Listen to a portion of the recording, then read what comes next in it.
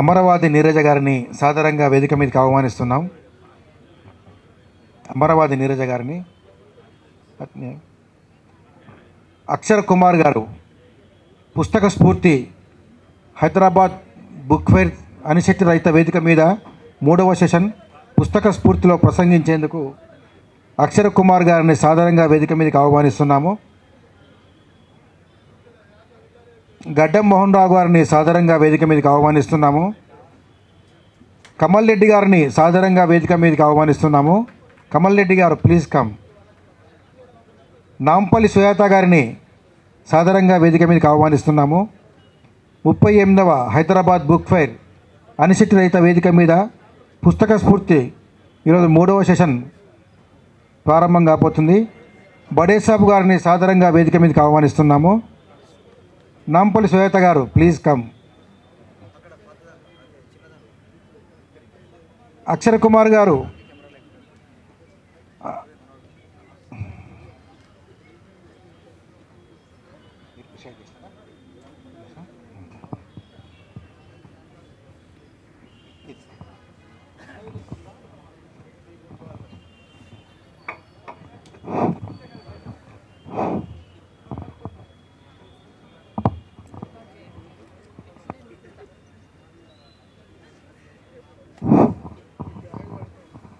ముప్పై 38వ Hyderabad book fair Anisetti Rajitha వేదికపై జరిగే 3వ సెషన్ పుస్తక స్ఫూర్తి కార్యక్రమానికి విచ్చేసిన పెద్దలకు, నిర్వాహకులకు స్వాగతం.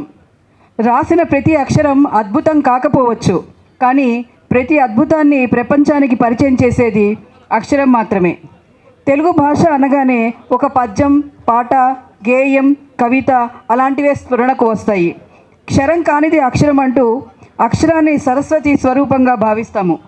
తెలుగు కవితాక్షరానికి తొలి సరస్వతి సమ్మాన్ పురస్కారంతో మనందరికీ మన మాతృభాష తెలుగు అని చెప్పుకోగలిగే ఆత్మవిశ్వాసాన్ని, తెలుగు భాషకు మనవంతు బాధ్యతను గుర్తు చేసిన పక్కకి ఒత్తిగిలితే కె శివారెడ్డి గారి కవితా సంపుటి గురించి ఈనాటి పుస్తక స్ఫూర్తిలో ముచ్చటించుకుందాం. ఆ స్ఫూర్తితో ముందుకు సాగుదాం.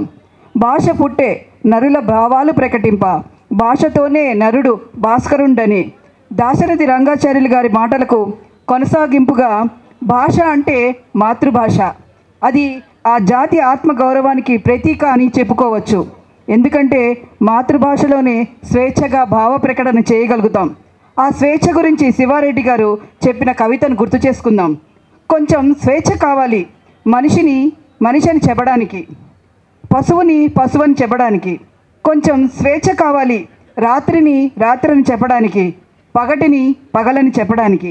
ఇక్కడ మనం చెప్పుకుంటున్న స్వేచ్ఛ అనేది మాటల కందని భావాలని వివరిస్తోంది. సాహిత్యానికి అవసరమైనది సార్వకాలీనత, సార్వజనీనత.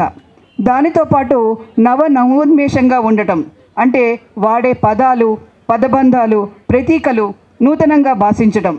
అది ఈ కవితలలో ఎక్కడ చూసినా కనబడుతోంది. కవిత్వం రాయడం గురించి చెబుతూ, కవిత్వం రాయడం అంటే ఖడ్గంతో సహజీవనం చేయడం, అది మొద్దుబారడానికి వీలు లేదు, మోడుగా మిగలడానికి వీలు లేదు అంటూ పూర్వ అలంకారికల కన్నా ఒక సంక్లిష్టకరమైన మెట్టుపై కవిత్వాన్ని నిలిపారు. ఎందుకంటే కవులే మొదట ఖైదీలుగా చెలామణి అవుతున్న కాలం ఇది. కావ్య హేతువుల గురించి మమ్మటుడు, జగన్నాథ పండితరాయలు, ఆనందవర్ధనుడు మొదలగు అలంకారులు చెప్పిన వాటిని గౌరవిస్తూనే సులభంగా అర్థమయ్యేట్టు సరికొత్త ఊహ పుట్టాలే కానీ పూలకుండి ఒకటి ఆకాశం నుంచి భూమి మీదకు దిగుతుంది. ఒక కొత్త ఊహ పుట్టాలే కానీ రాజుగారి 7 కొడుకులు తెచ్చిన 7 చేపల్లో ఎండని చేప అద్భుతమైన కథ చెబుతుంది. ఒక కొత్త ఊహ పుట్టాలే కానీ జీవితం రకరకాలుగా పరివ్యాప్తి చెందుతుంది. జీవితం అంత మధురంగా కవిత్వం ఉంటుందని చెప్పడం కావ్య హేతువులుగా ఊహ అని భావించుకోవచ్చు. కలం పట్టిన ప్రతి కవికి అవసరమైన ముడిసరుకు గురించిన రహస్యాన్ని విప్పి చెప్పారు. ఎక్కడైనా మౌనం మాట్లాడుతుందా? విరోధాభాసంగా అనిపించట్లేదు? సినారే ప్రపంచ పదుల్లో చెప్పినట్టుగా మౌనం గురించిన మాటలు ఒకసారి గుర్తు చేసుకుందాం. మనిషి మననం నేర్పే జ్ఞానం మౌనం, మనసుకు వెలుగును చూపే నయనం మౌనం. అలాంటి భావాన్ని శివారెడ్డి గారు మాట్లాడటానికి అని కవితలో చూడొచ్చు. మాట్లాడటానికి ఎదురుగా ఒకరు ఉండాలి, మాట్లాడకపోయినా ఎదురుగుండా ఒకడు ఉంటే చాలు. మనిషి కాదు, ఒక బొమ్ముండా చాలు, ఒక బ్రహ్మ జముడ పదుండా చాలు అంటూ ఎదురుగా ఎవరూ లేని ఒక ఖాళీ జాగాలో మనిషి మరణిస్తున్నాడు అంటారు. ఈనాడు మనం అందరం సమూహంలో ఉన్న ఒంటరిగానే బతుకుతున్నాం, ఒక రకంగా మనిషిగా మరణిస్తున్నాం. ఇక్కడ కొసమెరుపుగా ఒక మాట చెప్పారు, చిన్నప్పుడు బర్రెల మధ్య పడుకున్నప్పుడు ఎంత బాగుండేది, అవి మాట్లాడేవి, ప్రేమించేవి, కసురుకునేవన్న మాటలు నన్ను బాల్యంలోకి తీసుకెళ్ళాయి. అలాగే శివారెడ్డి గారి సాయంత్రానికి అని కవితలో నలుగురు కలిస్తే కానీ ఆ రోజు బతికినట్టు ఉండదు, నడ్లింటో పీట వేసి నలుగురికి బువ్వ పెడితే కానీ అన్నం తిన్నట్లుండదు, కాఫీ అయినా నువ్వు ఒక్కడివే ఎలా తాగుతాము, పెళ్ళామో పిల్లలో ఆఖరికి చెవులు వేడాసుకొని నీ ఎదురుగుడా పడుకున్న కుక్కైనా లేకుండా అంటూ జీవితాల్లో అక్షరాలను పొదికి మిఠాయిలా అందించారు. మనం ఈనాడు ఏమేమి కోల్పోతున్నామో ఆయన రాసి మనందరికీ మన ముందు ఎలా ఉండాలో ఉండకూడదో చెప్తున్నారు. కళాన్ని ఒక చేత్తో హలాన్ని ఒక చేత్తో పట్టుకొని రచనా సేద్యాన్ని చేసిన కర్షక కవుల గురించి ఉన్నాము. ఆ పద్య సేద్యం గురించి హృద్యంగా చెప్పిన పంక్తులను చూద్దాం. ఎక్కడ కాలు పెడితే అక్కడ నీళ్లు ఉబికినట్టు పొట్టలోంచి ఉబుకుతున్న పదాల్ని అదిమి పెట్టడం కష్టంగా ఉంది. మెడ మీద కర్రతో చేనుగట్టున నడుస్తున్న పద్య వారసత్వం నాది. పదాల అలంకారాల పైపంచను తలకు చుట్టుకు తిరుగుతున్న రైతు ప్రేమ నాది అంటూ పద్య సేద్యాన్ని కళ్ళకు కట్టినట్టు చూపించారు. మనం చిన్నప్పుడు విన్న ఒక కథ గుర్తు చేసుకుందాం. అత్యాశకు పోయిన రాజుగారు ఏది ముట్టుకుంటే అది బంగారం అయిపోవాలని వరం కోరుకున్నాడట. దాని వల్ల వచ్చిన కష్టాలతో ఆ వరాన్ని తీసుకోమని రాజు వేరుకున్నాడు. ఆ కథ జరిగిందో లేదో కానీ అలాంటిది ఒక కవితను చూద్దాం. అతడు తన ఇంటి చుట్టూ పుల్లలు నాటుతున్నాడు, అవి ఒకనాటికి మహావృక్షాలు అవుతాయని. అవి కనీసం పూల చెట్లన్నా కాలేదు. ఉద్యానవనంలో విహరిద్దామనుకున్న మనిషి ఇనుపలోకంలో ఇరుక్కుపోయాడు, ఏ దేవుడో వరమిచ్చినట్లు. తనేది ముట్టుకున్నా ఇనుమైపోతోంది అంటూ ఈనాటి కాంక్రీట్ జంగల్ గురించి వ్యంగ్యంగా చెప్పాడు. కొత్త పదబంధాలు, సరికొత్త వస్తువులు, ముఖ్యంగా అంతగా ప్రాముఖ్యం లేని వస్తువులను కవితా వస్తువులుగా చేసుకొని పఠితలను సంభ్రమాశ్చర్యాలకు గురి చేయడంలో శ్రీశ్రీది అందవేసిన చెయ్యి. కుక్కపిల్ల అగ్గిపుల్ల కాదేది కవితకు అనర్గం అనే ఆ కవిత పక్కన నిలబడగలిగేది దుమ్ము అనే కె శివారెడ్డి గారి కవిత. దుమ్మును కవితా వస్తువునా కాకుండా కళాత్మక చిత్రంగా చూపించారు. మరీ అంత శుభ్రంగా ఉండడం బాగాలేదు, కొంచెం దుమ్ము ఉండాలి. ఇది దుమ్ము దేశం కదా, దుమ్ము మనుషుల దేశం కదా. అద్దం మీద దుమ్ము పేర్కొన్నప్పుడు వేలితో దేశం బొమ్మ గీయి, నీకు ఇష్టమైన అమ్మాయి పేరు రాయి, నీకొచ్చిన కవిత్వ చరణం రాయి అంటూనే ఒంటికి దుమ్ము పట్టనివ్వండి అంటూ చెప్పారు. ఈ కవిత కొత్తగా కలం పట్టుకున్న కవులందరికీ బాలశిక్షలాగా పనిచేస్తుంది. అంటే వస్తువు ఎలా తీసుకోవాలి, జీవితంలోంచి ఏ ఏ కోణాలని ఏ పార్శ్వాలని మనం సృజించాలని. మంచు తాను మారకపోతే ఎన్ని జపతపాలు చేసినా ఒకటే అంటూ ఎక్కడి నుంచి ఎక్కడికి వెళ్ళినా కొలతలు ఒకటే, కోరికల నాలుకలు కొలమానాలు ఒకటే, కళ్ళ వలల్లో చిక్కుకునే దృశ్య ప్రపంచ మాయాజాలం ఒకటే అని రేపొద్దున నేను కాదు నేను ఎక్కడ ఉన్నా ఒకటే అని మిథ్యావాది కవిత శ్రీశ్రీ చెప్పినట్టు మనకి వినిపిస్తుంది. ఆదికవి నన్నయ్య నుండి కవి శ్రీశ్రీ తర్వాత వచ్చిన అత్యాధిక కవులందరూ సాహిత్యాన్ని శబ్ద లయలలో తీర్చిదిద్దారు. అందులో ఎన్ని రూపభేదాలు ఉన్నా తెలుగు భాష ప్రజలను చైతన్యపరచడంలో ముందు ఉంటుందనడంలో సందేహం లేదు. మొన్న స్వాతంత్రోద్యమం నుండి నిన్నటి తెలంగాణ ఉద్యమం వరకు కవుల పాత్రను, వారి స్ఫూర్తిని విస్మరించలేము. తన తరంతో పాటు తదనంత తరానికి కూడా తన అక్షర ఖడ్గంతో మార్గదర్శక కూడా నిలుస్తున్న కవి గురించి పక్కకి ఒత్తిగిలితే కవితా సంపుటి గురించి ఈ వేదిక ద్వారా మాట్లాడుకోవడం బాగుంది. ఈ పుస్తకం మనలోని రచయితకు స్ఫూర్తిని కలిగిస్తుందని ఆశిస్తూ ఈ అవకాశం ఇచ్చిన హైదరాబాద్ బుక్ ఫెయిర్ నిర్వాహకులకు, తెలంగాణ ప్రభుత్వ భాషా సాంస్కృతిక శాఖ వారికి, ఆత్మీయ కవిమిత్రులకి, శ్రోతలకు కూడా ధన్యవాదాలు తెలియజేస్తూ ముగిస్తున్నాను. నెక్స్ట్ నా తర్వాత వచ్చి మాట్లాడబోయేవారు అక్షర్ కుమార్.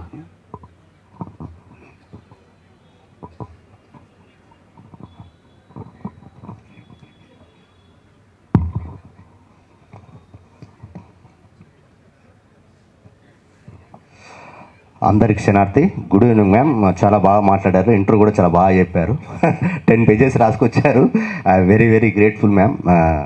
అంటే ఇప్పుడు మామూలుగా ఏంటిదంటే బేసిక్గా నేను సినిమా డైరెక్టర్ని. ఒక షరతులు వర్తిస్తాను ఒక సినిమా చేశాను. లిటరేచర్ ఒక సినిమా ఉండడం వల్ల నేను ఇక్కడికి ఇది సెకండ్ టైం రావడము. మామూలుగా సెట్ల మైక్ పట్టుకుంటే నాకు అందరు భయపడతారు. ఇట్లాంటి వేదికల దగ్గర మైక్ పట్టుకుంటే నాకు భయం వేస్తుంది. ఎందుకంటే పెద్ద పెద్ద వాళ్ళు ఉంటారు, మాట్లాడడం కొంచెం ఒక రకమైన ఇబ్బంది. ఎనివే కొంచెం మాట్లాడడానికి ప్రయత్నం చేస్తాను. బేసిక్గా ఏంటంటే లిటరేచర్ చదువుకొని ఎంతో కొంత సాహిత్యము ఎంతో చదువుకొని కొంచెం దాన్ని అర్థం చేసుకొని సినిమాలలో ప్రయత్నాలు చేసి ఒక సినిమా తీయడం అంటే నా జర్నీలో సాహిత్యాన్ని ఒక మంచి పాత్ర అని చెప్పొచ్చు. అట్లా లిటరేచర్ని అంటే ఇప్పుడు సినిమాకి నా వంతుగా నేను చేస్తున్నాను, లిటరేచర్కి ఏం చేయాలని నేను ఇప్పుడు తెలంగాణ సాహిత్యం కావచ్చు, ఎట్ ది సేమ్ టైం ఇంకా మిగతా వరల్డ్ పోయిటరీ కావచ్చు, ఎక్కువ నేను కథలు ఎక్కువ చదువుకుంటుంటాను. ఇండియన్కి సంబంధించిన కథలు ఎక్కువ చదువుతుంటాను. ఆ కథల నుంచి వచ్చిన స్ఫూర్తి నుంచి కావచ్చు, అట్లా నేర్చుకున్న దానికి ఏం చేయాలనే ఉద్దేశంలో నుంచి ఒకటి జెమిలీ సాహిత్య సంస్కృతి అనే వేదిక స్టార్ట్ చేసి పబ్లిషింగ్ కూడా స్టార్ట్ చేశాను. అందులో అంటే లాస్ట్ ఇయర్ అంటే ఇప్పుడు రెగ్యులర్గా చాలా పుస్తకాలు అంటే ఒకటే పుస్తకాన్ని ఒకటే వ్యక్తిని మనకి ఇన్స్పైరు ఎట్ ది సేమ్ టైం ఇట్లాంటివి అంటే ఒక్కవరకే చెప్పడం చాలా కష్టము. చాలా ఉంటాయి, చాలా మనుషులు ఉంటారు, చాలా లిటరేచర్ ఉంటుంది మనకి ఇన్స్పైర్ చేయడానికి. అట్లా ఈ జెమిలీ సాహిత్య సాంస్కృతిక వేదిక స్టార్ట్ చేసినప్పుడు మొదటగా నా జర్నీలో ఏంటిదనంటే నా జర్నీలో చాలామంది నాకు తోడ్పాటు అందించారు. అందులో ప్రముఖంగా ఎవరనంటే డాక్టర్ మామిడి హరికృష్ణ గారు అని చెప్పేసి లాస్ట్ టైం కల్చర్ డైరెక్టర్ చేశాడు.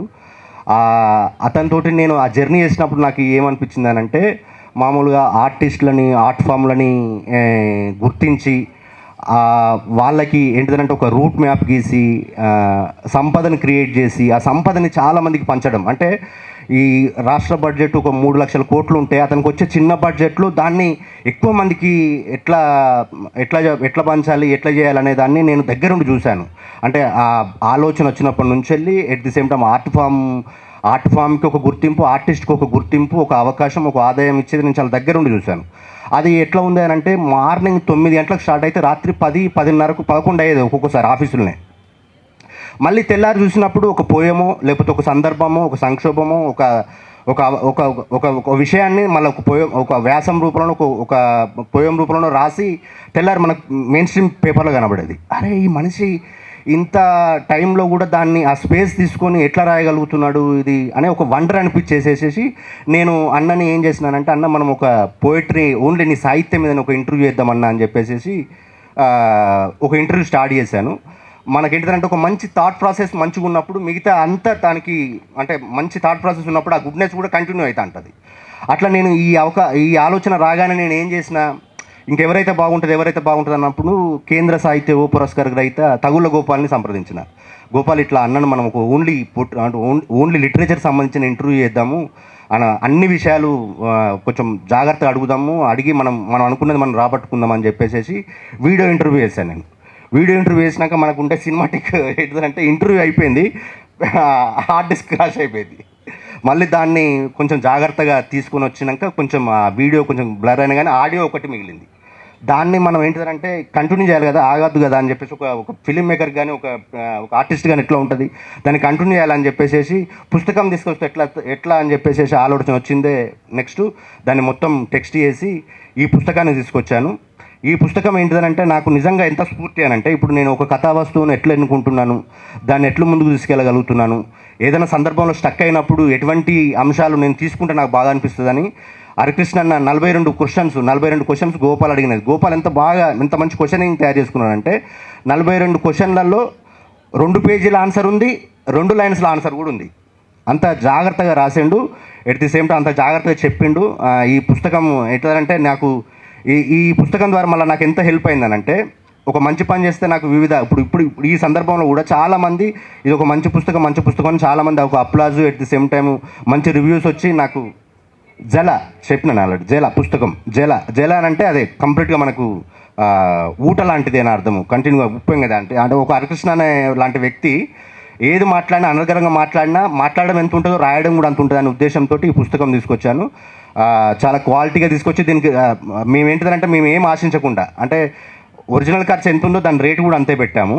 అట్లా ఇప్పుడు ఈ జర్నీలో నాకు ఏంటిదంటే ఈ పుస్తకం ద్వారా నాకు ఎంత గుర్తింపు వచ్చిందో అంత మానసిక యొక్క సంతృప్తి మిగిలింది, ఎట్ ది సేమ్ టైం ఒక ప్రోత్సాహం కూడా అందుతుంది. అందుకు ఈ పుస్తకం తీసుకురావడానికి అవకాశం ఇచ్చిన హరికృష్ణ అన్నకి, గోపాల్కి, అలాగే 38వ బుక్ ఫెయిర్ నిర్వాహకులు యాకూబ్ సార్కి, ప్రవీణ్ సార్కి వెరీ వెరీ థ్యాంక్ యూ. మీకు కూడా వెరీ వెరీ థ్యాంక్ యూ. ధన్యవాదాలండి అక్షర్ కుమార్ గారు. మీరు చెప్పిన మామిడి హరికృష్ణ గారు, తగుళ్ళ గోపాల్ గారు నిజంగా మాకు తెలుసు. వాళ్ళ గురించి చాలా బాగా మీ స్ఫూర్తినిచ్చిన మనుషులని ప్రశ్న జవాబులతో కూడిన పుస్తకం గురించి చెప్పడం చాలా బాగుంది. ధన్యవాదాలు. గడ్డం మోహన్ రావు గారు. గడ్డం రాత ఓకే. కమ్మల్ రెడ్డి గారు.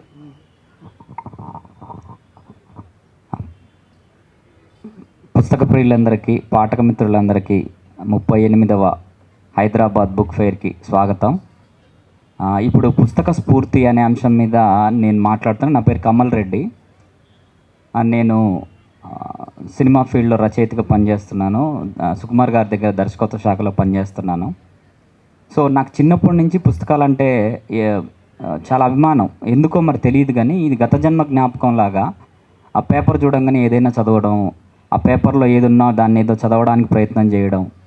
సో 10th అప్పుడు మాకు బారిస్టర్ పార్వతీశం అనే నవల ఉంటే ఆ మొక్కపాటి నరసింహశాస్త్రి గారు ఈ రోజుకి సరిపోయేటటువంటి ఒక ఇంట్రావర్ట్కి సంబంధించినటువంటి ఆత్మని ఆ పుస్తకంలో ప్రవేశపెట్టారు. ఆ ప్రతి 10వ తరగతి అంటే 15 సంవత్సరాల వయసులో ప్రతి విద్యార్థి అట్లా ఇంట్రావర్టే, ఏం చేస్తే ఒక భయం ఉంటుందన్నమాట. ఆ భయాన్ని చాలా తర్వాత చదవడం స్టార్ట్ అయిన తర్వాత, మాది ఖమ్మం జిల్లా. ఖమ్మం చాలా అంటే ఆంధ్రాకు దగ్గర, హైదరాబాద్కి చాలా దూరంగా ఉంటుందన్నమాట. ఇక్కడ తెలంగాణ ఉద్యమం బాగా ఉధృతంగా జరుగుతున్న రోజులలో మాకు తెలంగాణ సంబంధించిన పోరాటం చాలా తక్కువ ఉండేది ఖమ్మంలో. అంటే ఉండేది కానీ ఇంత ఉధృతంగా ఉండేది కాదు. సరే, అదే సందర్భంలో నేను CA చేయడం కోసమని హైదరాబాద్ వచ్చా. దిల్సుఖ్ నగర్లో ఆర్టికల్స్ చేస్తూ ఉండేవాడిని. అక్కడ ఎట్లుండేదంటే వాతావరణం ఒక ఉక్కిరి బిక్కిరి వాతావరణం ఉండేది. జనం తోసుకుంటూ వెళ్ళడం, అసలు నెట్టుకుంటూ వెళ్ళడం, ఒకడికొకడికి సంబంధం లేకుండా, అసలు ఒకటి గాయపడ్డా కానీ పక్కన లేవదీసేటటువంటి సహనం కూడా లేకపోవడం చూసిన. అరే, ఈ వాతావరణంలో మనం బతకలేము, ఈ హైదరాబాద్ అసలు అది మనకు సంబంధం లేని ఒక టెరిటరీ లాగా ఉందని ఒక అభిప్రాయం కలిగింది. అప్పుడు నేను ఖమ్మంలో బుక్ ఫెయిర్ పెడితే సలాం హైదరాబాద్ అనే పుస్తకం రచయిత పర్వస్తు లోకేశ్వర్ గారు ఒక స్టాల్ పెట్టుకొని సలాం హైదరాబాద్ అనే పుస్తకాన్ని రాసి ఆ పుస్తకాన్ని చదవమని ప్రమోట్ చేస్తున్నారు. అప్పుడు మనకు సామాన్యంగా ఏముంటుందంటే, రచయిత అంటే పుస్తకం కొనండి, నా పుస్తకం చాలా గొప్పది, దీంట్లో అది ఉంది, ఆ అంశాలు ఉన్నాయి, ఈ అంశాలు ఉన్నాయి, ఇదంతా చదవకపోతే మీరు నాశనం అయిపోతారు, ఆగమైపోతారు, అసలు అంత గొప్ప విషయం ఈ పుస్తకం, మీరు జీవితంలో ఏం చదవకపోయిన ఈ పుస్తకం అని ఒక అభిప్రాయం ఉంటుంది కదా. సో నాకు కూడా అది ఉండేది. కానీ ఎందుకో సరే హైదరాబాద్ అంటే అప్పుడు నాకు ఒక చేదు జ్ఞాపకం లాగా నేను ఇక్కడ ఇమ్మడలేకపోయినా అసలు ఈ ఒత్తిడి ఇదంతా. తర్వాత ఏమైందంటే ఆ సలాం హైదరాబాద్ని కొన్నా, ఏదో మొహమాటానికి పోయి కొన్నా, ఒక ఖాళీ రోజు తీసి చదవడం మొదలుపెట్టిన. నాకు ఎంత గొప్పగా అనిపించిందంటే, అంటే ఆ పుస్తక స్ఫూర్తి అన్నదానికి నాకు ఆ చూపు మారిపోయిందన్నమాట. హైదరాబాద్ని నేను చూసే చూపు మారిపోయింది. ఎందుకంటే హైదరాబాద్ అంటే ఏ దిల్సుఖ్ నగరో, అమీర్పేటో, ఇప్పుడు గచ్చిబౌలియో, కూకట్పల్లియో కాదు. హైదరాబాద్ అంటే చార్మినార్ చుట్టూ నిర్మించిన ఒక నగరం. అది ప్రేమ కోసం పుట్టిన నగరం. కులీ కుతుబ్ షా తన ప్రేయసి బాగ్మతి కోసం నిర్మించిన నగరం. కులీ కుతుబ్ షా తండ్రి తన కొడుకు వరదొస్తుంటే బాగ్మతి చూడ్డానికి వెళ్తుంటే ఆ నగరం అంటే తన కొడుకు ఎక్కడ పాడైపోతాడో, తనకు తెలియకుండా వెళ్ళిపోతాడో అని పురాణా పూల్ అని ఒక వంతెన కట్టిండు. ఆ వంతెన కట్టిన అంటే అదొక ఈ నగరం చుట్టూ ఒక అద్భుతమైన ప్రేమ కథ ఉంది. మీకు కోటి ఉమెన్స్ కాలేజ్ చూస్తే, అంటే ఇదంతా పుస్తకంలో ఉందన్నమాట. కోటి ఉమెన్స్ కాలేజ్ చూస్తే ఒకప్పుడు అది బ్రిటిష్ రెసిడెన్సీ. ప్యాట్రిక్స్ కైరున్నీసా అద్భుతమైన ప్రేమ కథ. ప్యాట్రిక్స్ అనే ఒక రెసిడెంటు ఆ 400 ఏళ్ల క్రితం కాలంలో, అంటే 250 ఏళ్ళు జరుగుండొచ్చు ఈ కథ. ఒకరోజు ఆ వీధులలో వెళ్తూ ఉంటే ఖైరున్నీసా బేగం గానాన్ని మోహితుడై ఆ జనానాలోకి ఎంటర్ అవుతాడు. ఆ జనానాలోకి ఎంటర్ అయ్యి, అంటే అప్పుడు ప్రవేశం ఉండేది కాదు. జనానాలు అంటే ఒక అంతఃపురంలో పరాయి మగవాడికి అన్ని నిషేధం ఉండేది. అయినా సరే మరి వచ్చినోడు బ్రిటిష్ అధికారి, ఆంగ్లేయుడు. అతను లోనకి ఎంట్రీ అయ్యి ఆమెను ఖైరున్నీసాని ప్రేమిస్తాడు. ఆ ఖైరున్నీసా మీద ఇష్టంతో కట్టినటువంటిదే ఇప్పుడున్నటువంటి కోటి ఉమెన్స్ కాలేజ్. అది ప్యాట్రిక్స్ తన ప్రేయస్ ఖైరున్నీసా కట్టిన. ఒకటి కాదు, ఈ నగరం చుట్టూ అద్భుతమైన ప్రేమ కథలు ఉన్నాయి. ఈ నగరంలో అద్భుతమైన తోటలు ఉన్నాయి, బాగ్స్. అట్లనే పహాడీ షరీఫ్ దర్గా ఉంది. మన తెలంగాణలో అంటే భారతదేశం మొత్తంలో దర్గాలు ఉంటాయి. దర్గాలు అంటే నథింగ్ బట్ ఏంటంటే, ఇరాక్ నుంచి బయలుదేరినటువంటి ఇస్లాం మత గురువులు సూఫీ మతాన్ని ప్రచారం చేయడం కోసం భారతదేశంలోకి ప్రవేశిస్తారు. భారతదేశంలో ప్రవేశించి అక్కడ ఉన్నటువంటి క్రిస్టియన్ మతం అయితే క్రిస్టియన్ మతంతో కలుస్తారు. అక్కడ ఉన్నటువంటి హిందూ మతం అయితే హిందూ మతంతో కలుస్తారు. ఆ మతంలో ఉన్న ఆచారాలని వాళ్ళు అడాప్ట్ చేసుకొని మతం గొప్పది కాదు, మానవత్వం గొప్పదని ప్రచారం చేయడానికి వచ్చిందే సూఫీ మతం. అట్లా వచ్చినటువంటి వ్యక్తి బాబా షర్ఫుద్దీన్. అతను పహాడీ షరీఫ్లో ఒక దర్గాలా కట్టుకొని అక్కడ ఉన్నటువంటి మామూలు వ్యక్తులకి వనమూలికలు, అప్పుడు ఉన్నటువంటి వైద్య సదుపాయాలతో వనమూలికలతో అక్కడ రోగాలు అయ్యి తగ్గిస్తూ ఆ లోకంలో మనుషులతో మనుషుల్లా కలిసిపోయిండు. సో 6వ నిజాం ఎవరైతే ఉన్నారో మహబూబ్ అలీ పాషా, ఆయన పేరు మీదనే ఇప్పుడు మన మహబాద్ ఉంది మానుకోట. ఆ మహబూబ్ అలీ పాషా అందరి నిజాంలలోకి దయామయుడు అని పేరెన్నిక కన్నది. జీవనయానం పుస్తకంలో దాశరథి రంగాచార్య గారు కూడా రాస్తారు, ఉన్న వాళ్ళందరూ జనాల్ని మనుషుల్లాగా చూసిన ఒకే ఒక్క చక్రవర్తి, నిజాంని పాలించిన చక్రవర్తి మహబూబ్ అలీ పాషా. ఆయనకు మనసు బాగలేకపోతే పహాడీ షరీఫ్ దర్గాకు వెళ్ళేవాడు. అక్కడ కూడా ఒక అద్భుతమైనటువంటి మానవత్వాన్ని మేల్కొల్పేటువంటి సంఘటన. మహబూబ్ అలీ పాషా ఎప్పుడైనా పహాడీ షరీఫ్ దర్గాకు వచ్చి కొన్ని రోజులు మౌనవ్రతంలో ఉన్నప్పుడు అక్కడ ఉన్నటువంటి ప్రజలకి అన్నదానం చేసేవాడు. అన్నదానం చేస్తూ ఒక నియమం పెట్టేవాడు, ఏంటనంటే మీరు ఎంత తింటారో ఇక్కడే తినాలి, ఇంటికి తీసుకుపోవడానికి వీల్లేదు అని. మరి మనం కూడా ఇప్పుడు మనం మైసమ్మనో మారమ్మ దేవాలయంలోనో ఏటపోతులు అల్లి కోస్తే మొక్కులు అక్కడనే మొత్తం భోజనం అంతా తినాలి, ఇంటికి కొంచపోకూడదని మనకు ఒకటి పెద్దలు మా ఊర్లలో ఉంది. మరి సో ఒకరోజు ఏమైందంటే ఒక చిన్న పిల్లగాడు ఒక వెండి పల్లెంలో జరిగేది అనమాట అన్న సంతర్పణ. ఒక చిన్న వెండి పల్లెంలో తను తినే అన్నాన్ని పక్కకు దాచుకుంటూ స్టార్ట్ చేసిండు. ఒక సైనికుడు గమనిస్తున్నాడు, చిన్న పిల్లగాడు తినకుండా ఏం చేస్తుండో అని.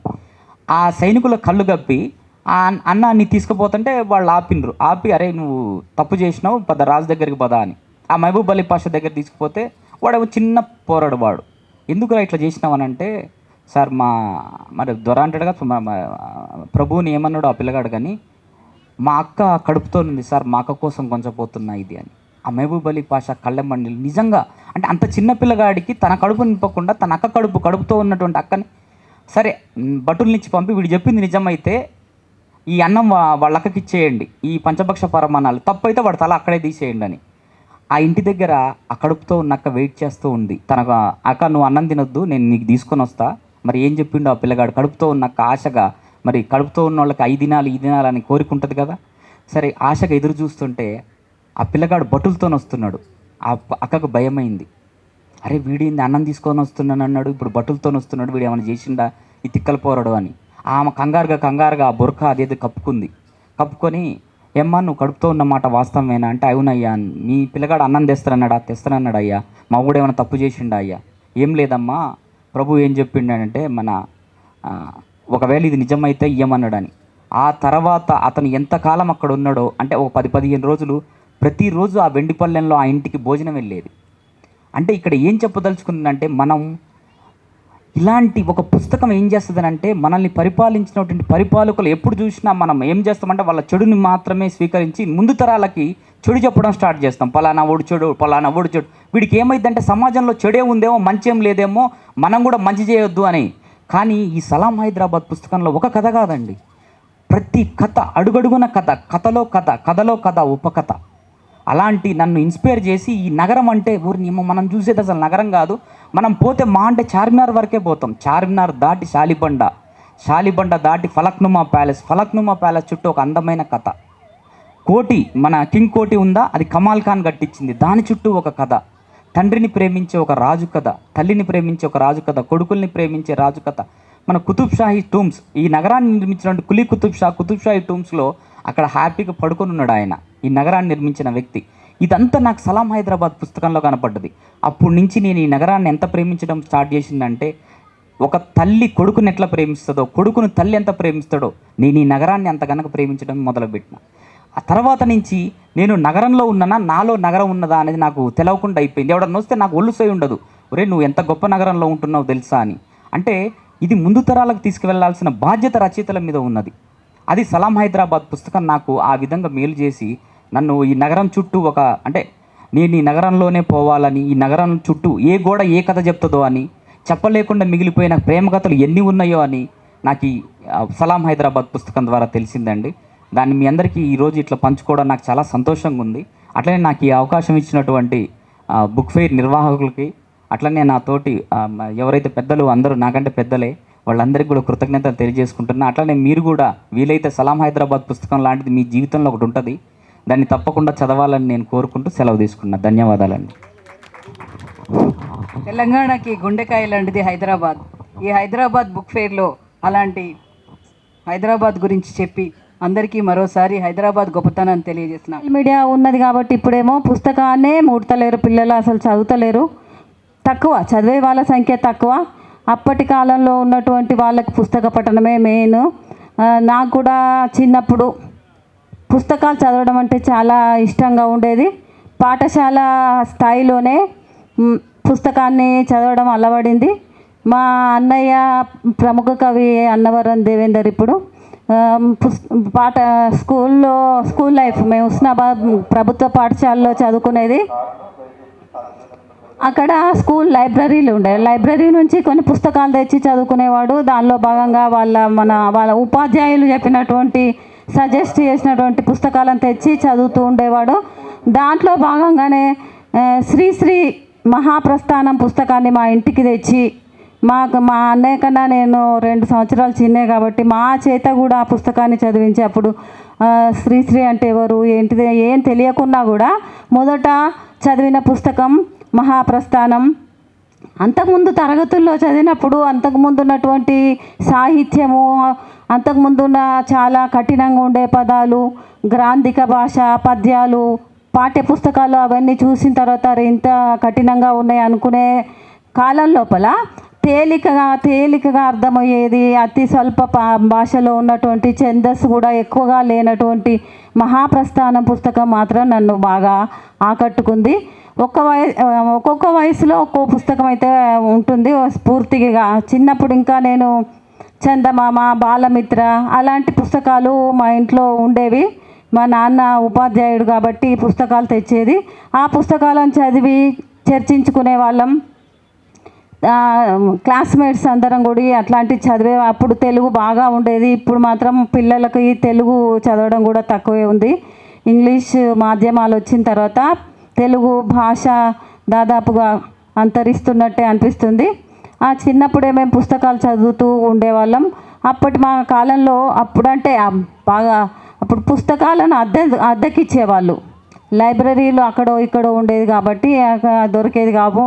పుస్తకాలు పావులా పైసలు పెట్టి ఒక్కో పుస్తకం తెచ్చి రోజుకొకటి చదివి ఇచ్చేవాళ్ళం మేము. అప్పుడు మొదట్లో నా పెళ్ళైన తర్వాత రామంతపూర్ అక్కడ అశోక్ నగర్ ఇక్కడే దగ్గరలో చిక్కడపల్లిలో ఉండేవాళ్ళం. ఇంకా టైంపాస్ ఎలా అవుతుందంటే మొత్తం పుస్తకాలే చదివేది. రోజుకొక నవల, రోజుకొక ఎద్దనపూడి సులోచన గారిది అట్లాంటి ఫెమినిస్ట్ భావాలు ఉన్నటువంటి నవలలు, తర్వాత పర్సనాలిటీ డెవలప్మెంట్కి సంబంధించినవి ఎండమూరి వీరేంద్రనాథ్ గారివి అలాంటి బుక్ రోజు దాదాపుగా ఒకటి కంప్లీట్ చేసేది. పావలా పైసలు ఇచ్చి బుక్ తెచ్చుకొని చదివి పెట్టి కంప్లీట్ చేసేది. పుస్తకాలు బాగా చదివిన అలవాటు అయితే నాకు వచ్చింది. ఇంకా చిన్నప్పుడే మా అమ్మమ్మ వాళ్ళ ఇంటికి వెళ్ళే వాళ్ళం. అమ్మమ్మ వాళ్ళ ఇంటికి వెళ్ళినప్పుడు సెలవుల్లో మా మామయ్య మహాభారత రామాయణ గ్రంథాలను వినిపించి మాకు చెప్పేవాడు. అంటే మొత్తం కథ చదువుతూ మమ్మల్ని కూర్చోబెట్టుకొని చెప్పేవాడు. వాటి ప్రభావం కూడా మా పైన ఉంది. శ్రీశ్రీ పుస్తకం అయితే చాలా బాగుంది. ఇప్పుడైతే అందరూ కూడా దాన్ని అందరి లైబ్రరీలో ఉంటుంది. దానిలో నాకు నచ్చింది జయబేరి ప్రతి పోయం కూడా చాలా నచ్చింది. దానిలో ఒకటి నేను సైతం ప్రపంచాగ్నికి సమిధనొక్కటి ఆహుతిచ్చాను, నేను సైతం విశ్వవృష్టికి అశ్రు ఒక్కటి ధారపోశాను, నేను సైతం భువన ఘోషకు వెర్రి గొంతుకనిచ్చి మ్రోగాను. ఇట్లా నేను తర్వాత డిగ్రీ అయిపోయింది, బిఎడ్ అయింది, టీచర్గా ఉన్న తర్వాత దీంట్లో ఉన్నటువంటి శైశవ గీతి ఆ పాఠం కూడా పిల్లలకు చెప్తూ ఉండేదాన్ని. పుస్తకం పఠనం అనేది విద్యార్థులకు కూడా దాని ఇంపార్టెన్స్ ఏందో తెలియజేయడం జరిగింది. ఇప్పుడు ఒక చిన్న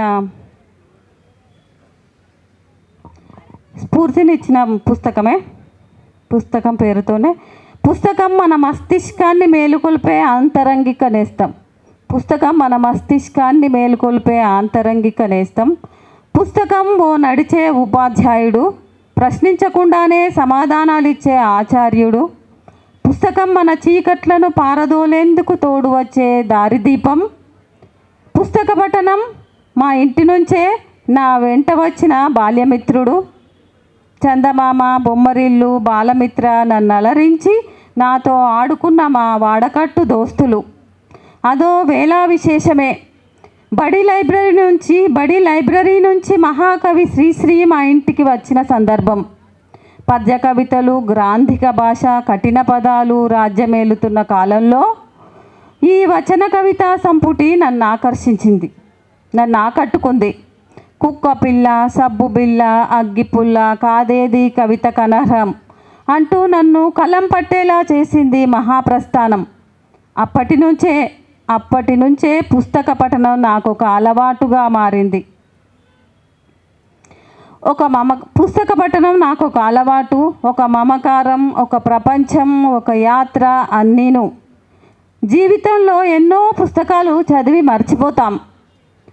నాలో కొత్త మనిషిని నిద్రలేపిన మహాప్రస్థానానికి చేతులెత్తి నమస్కరిస్తున్నా. శ్రీశ్రీ మాటల్లో మరి ఎందుకు ఇంతగా నచ్చిందంటే, శ్రీశ్రీ మాటల్లో అగ్ని ఉంది, ఆలోచన ఉంది, మనిషి మీద ప్రేమ ఉంది, సమాజం మీద బాధ్యత ఉంది. మహాకవి శ్రీశ్రీ నాకు నేర్పిన ఏకైక పాఠం, కవిత్వం అందం కోసం కాదు, అన్యాయాన్ని ఎదిరించడానికంటే. కవిత్వం అందం కోసం కాదు, అన్యాయాన్ని ఎదిరించడానికని. శ్రీశ్రీ కవితలు ఛందస్సే కాదు, అది మనిషి శ్వాస, ఆవేదన, అనుభూతి, సహానుభూతి, స్వేచ్ఛ అనేది మనిషికి పుట్టుకతో వచ్చే హక్కు అంటాడు. మొదటిసారి విని పులకించిన పదం అది. కవి ఎవరో కాదు, ప్రజల మనిషి, ప్రజానాడి, ప్రజాస్వరం అని ప్రబోధించిన గ్రంథం. జయబేరి నా ధైర్యాన్ని ఇచ్చిన గ్రంథం కవిత. మనిషే కాదు, పదాలు పోరాడుతాయని చూపింది కవిత. ఓ కవిత. కవితకు కవికి నడుమ భావోద్వేగ సంభాషణ. వస్తున్నాయి జగన్నాథ రథచక్రాల్ మహోదయ మార్పు కోసం గర్జించిన కలం. బుడతల్లారా రేపటి ప్రపంచం మీదేనంటూ శైశవ గీతి. ఒక్కటేమిటి, శ్రీశ్రీ అరొక్క పద్యము అభ్యుదయ అరుణ పతాకమే. ఇప్పటికీ ఆ అక్షర నక్షత్రాలను ఎక్కడున్నా ఎప్పుడైనా ఏరుకుంటూనే ఉంటా. జయహో పుస్తకమా, నువ్వు లేకుంటే, నువ్వు రాకుంటే నాకు ఈ వెన్నెల ప్రపంచం ఎక్కడిది? ఏ చీకటి గుహలోనో మగ్గిపోదునేమో. నాకు విశ్వాన్ని, విజ్ఞానాన్ని, వినోదాన్ని ప్రసాదించిన నీకు పుస్తకమా కయమోడ్పులు. చిరిగిన చొక్కా అయినా ధరించు కానీ కొత్త పుస్తకాన్ని కొనుక్కో అన్నారు మహానుభావులు. అందుకే మీరంతా పుస్తక ఫేర్లో కొన్ని మంచి పుస్తకాలు కొనుక్కోండి. ఇప్పటికే మీకు మహాప్రస్థానం శ్రీశ్రీ పుస్తకం మీ ఇంట్లో ఉంటుంది. ధన్యవాదాలతో. నాంపల్లి సుజాత గారు రచయితగా నాకు ఎప్పటి నుంచో పరిచయం. అయితే ఆవిడ రచయితగా ఎదగటానికి బాలమిత్ర నుంచి శ్రీశ్రీ దాకా వాళ్ళ స్ఫూర్తి ఉందని ఈరోజు తెలిసింది. ఇంకా ఆనందంగా ఉంది. అభినందనలు. బడే సాబ్ గారి తర్వాత. అందరికీ నమస్కారం. ఈ 38వ పుస్తక ఫేర్ యాజమాన్యానికి, అధ్యక్షులు మా అన్న యాకూబరన్న గారికి, మిగతా సభ్యులకు, వదిరాజ్ అన్న గారికి, దినకర్ గారికి ప్రత్యేక ధన్యవాదాలు. పుస్తకం ఈ రోజుల్లో అక్షర కానీ, కమల్ రెడ్డి గారు కానీ మాట్లాడినట్టు, మన నీరజ మేడం గారు మాట్లాడినట్టు, మనం చదివినట్టు, మనం చదువుకున్నట్టు ఇప్పుడు ఈ యువత ఎందుకు చదువుతలేదో ఒక ఆలోచన. ఎందుకో మరి సోషల్ మీడియానా లేకపోతే ఇంకోదా ఏదో అర్థమవుతలేదు. ఎందుకంటే మన తాతలు, మన వాళ్ళు ఎప్పుడు ఏదున్నా ఒక పుస్తకంతో కానీ, ఒక మిత్రుడితో కానీ సంభాషించేటోళ్ళు. ఇప్పుడు నువ్వు ఎక్కడికి పోయినా, ఎవరికి పోయినా చెల్లుని తల వేయించుకొని ఇంత దూరమైనా అంత దూరం పోతున్నావు.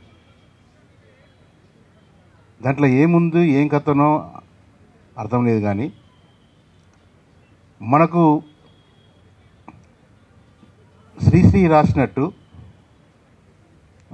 రాసినట్టు, ఒక గురజాడ అప్పారావు రాసినట్టు, నారాయణ రెడ్డి గారు, ఒక అందశ్రీ గారు ఈ తరం వాళ్ళు ఎందుకు రాయడం లేదు, ఎందుకు స్ఫూర్తి తీసుకుంటలేరు అనే ఆలోచన ఒకటి ఉన్నది.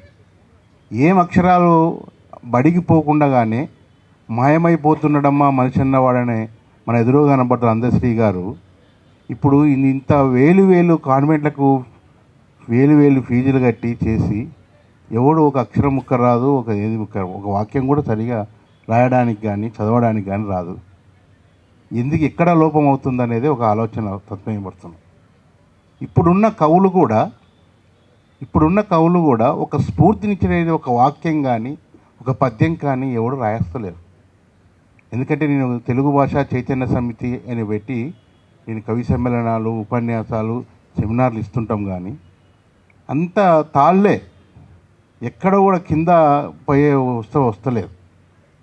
ఎక్కడ పోయింది? చదువుతున్నాము బుక్ ఫేర్లు, ఇతరంగా 38వ బుక్ ఫేర్లో బుక్కులు వస్తుంటారు, చూసుకుంటూ పోతారా, చదువుతున్నారా అనేది ఆలోచన లేదు.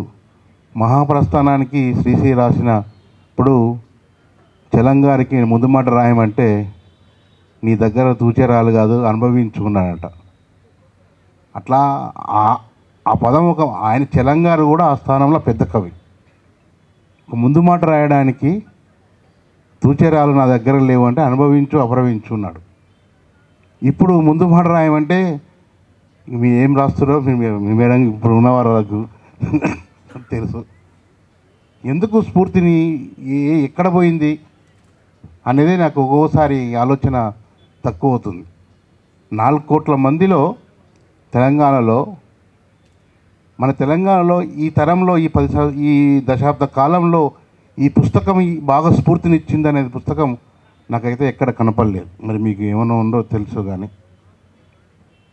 అంటే ఈ నవల కానీ కథ కానీ తర్వాత నాటిక కానీ ఏదైనా కానీ పైపైనే చేస్తున్నారు. అంటే నాకు బాగా నచ్చిన పూర్తినిచ్చినదంటే మామూలుగా గురజాడ అప్పారావు, దేశమును ప్రేమించమన్నా మంచి అన్నది పెంచుమన్నా, దేశం అంటే మట్టి కాదు దేశం అంటే మనుషులోయ్. అట్లా గురజాడ అప్పారావు. తర్వాత శ్రీశ్రీ తన మిత్రుడు కొంపల్లి జనార్దనరావు గారు చనిపోయినప్పుడు తల వంచుకు వెళ్ళిపోయావా అనేస్తాము ఈ లోకాన్ని వదిలి. ఇలా అంటే ఆ స్ఫూర్తి వాళ్ళు రాసిన వాక్యాలన్నీ ఇప్పుడు మనం ఇంకా వల్లెబోస్తున్నాం, చేస్తున్నాం. ఇప్పుడు ఉన్నవాళ్ళు కూడా అలా రాయాలి అంటే బాగా చదవాలి, చదివి దాన్ని స్ఫూర్తిగా తీసుకొని ఉంచాలనే ఆలోచన తప్ప బాగా ఈ కాలంలో అంటే ఈ కరెంటు లేని కాలంలో కూడా మంచిగా పుస్తకాలతోనే యుద్ధం చేసేటోళ్ళు. ఎవరికి తెలియకుండా ఒకరు పుస్తకం చదివేటోళ్ళు ఇప్పుడు పుస్తకాలు ఇంటికి తీసుకుపోతే ఆ మూలకి వేస్తారు. చదవడం అనేది చాలా తక్కువ. దాన్ని అందరూ అలవాటు చేసుకోవాలని ఆశిస్తూ ఈ బుక్ ఫేర్ నిర్వాహకులు నాకు అవకాశం ఇచ్చినందుకు ప్రత్యేక ధన్యవాదాలు తెలుపుతూ ముగిస్తూ జై హింద్. తెలుగు భాష చైతన్య సమితి కార్యవర్గ సభ్యునిగా బడేసాబ్ గారు నాకు బాగా తెలుసు. ఆయన అందుకనే తెలుగు తగ్గిపోతుందంటూ ఆయన ఆవేదన వెలిబుచ్చారు. అలాగే ఆయన పుస్తకాలు చదవాలని ఇంకా రాయాలని కోరుకోవడం ఇంకా బాగుంది. ఈ బుక్ ఫేర్ సమావేశంలో మేమందరం ఇలా మాట్లాడటం, అందరం స్ఫూర్తినిచ్చే పుస్తకాలతో పాటు స్ఫూర్తినిచ్చే వ్యక్తుల గురించి కూడా మాట్లాడుకోవడం చాలా బాగుంది. ఈరోజు ఈ సమావేశం ఇంతటితో ముగిసిందని తెలియజేస్తున్నాను అందరికీ.